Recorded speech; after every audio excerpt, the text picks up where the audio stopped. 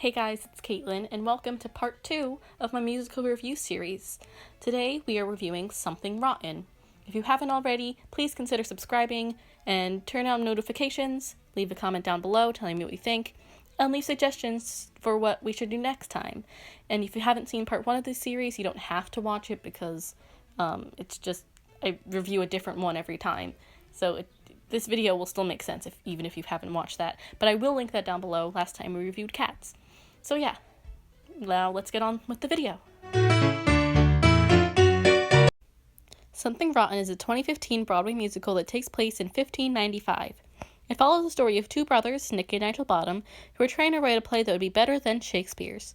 So, Nick gets help from Nostradamus, well, actually his nephew, because Nostradamus was dead for like 80 years at this point. Anyways, Nostradamus tells him to write a musical.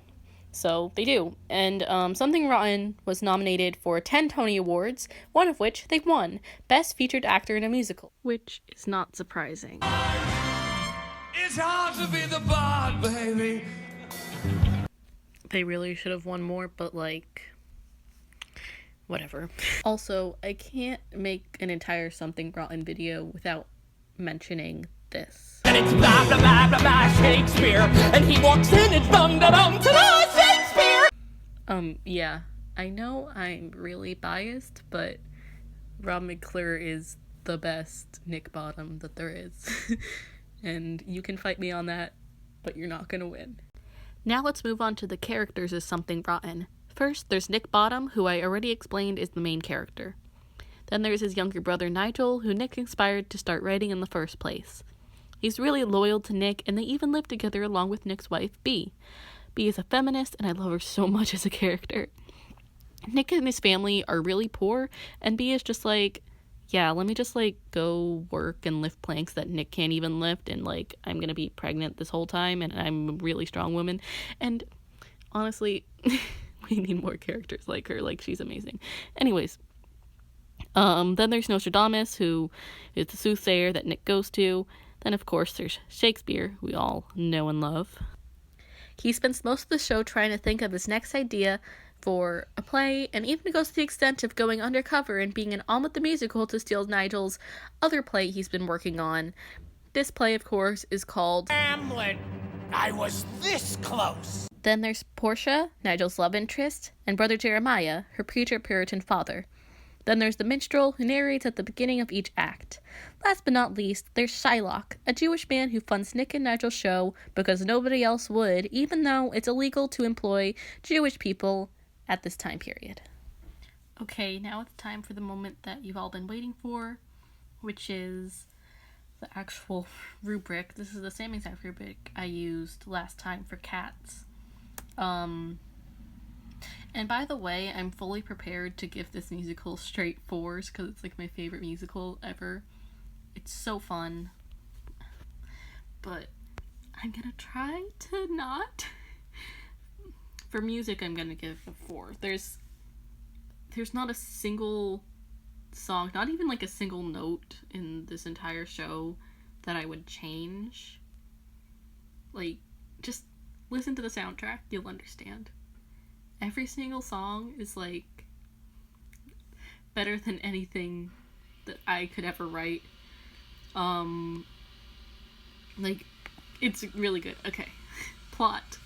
Alright, I love the plot. I love how, like, all the different, like, the subplot with Nigel and Portia kind of, like, comes into play at the end.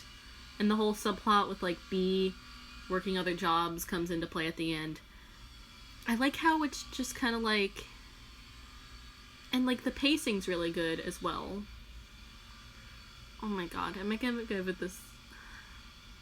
Alright, I'm gonna give this another 4, but I'm gonna try to restrain myself, please. I'm gonna try not to give things all 4s. Choreography. I don't know much about dancing, I'm gonna be honest. This choreography's good, I guess. I mean, I'm gonna give it a 3 because I don't want to give it straight 4s because I'm a very tough grader. Characters. I'd say very good, like, character depth. Especially B. She's my favorite character. A lot of times wives are kind of like, even like, especially in like the older kind of musicals, like historical musicals, the wives are just kind of like, I don't know, weak, but she's awesome. Anyways, general entertainment quality, I'm gonna give it another 4.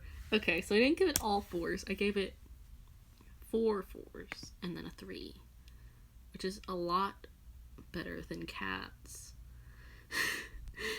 Anyways, that's 19 out of 20, which is however many percent. I'm gonna have to check. Anyways, yeah. So yeah, that's 95%, 9.5 out of 10. I believe Cats was 5.5 out of 10, which is like a fail, but Something Rotten gets a solid A+. And honestly, thank you so much for requesting I review this, because this is now my favorite musical. I'm absolutely obsessed with it. Like, the past couple months when I've been making this video, I've fallen in love with it. I know I've been procrastinating making this video, like it's been a couple months since I promised it would come out. I'm sorry, but it's out now, so anyways, yeah. And also I have a blooper for you. Something Rotten is a 2015 Broadway musical set in 1955. Shakespeare was dead by then.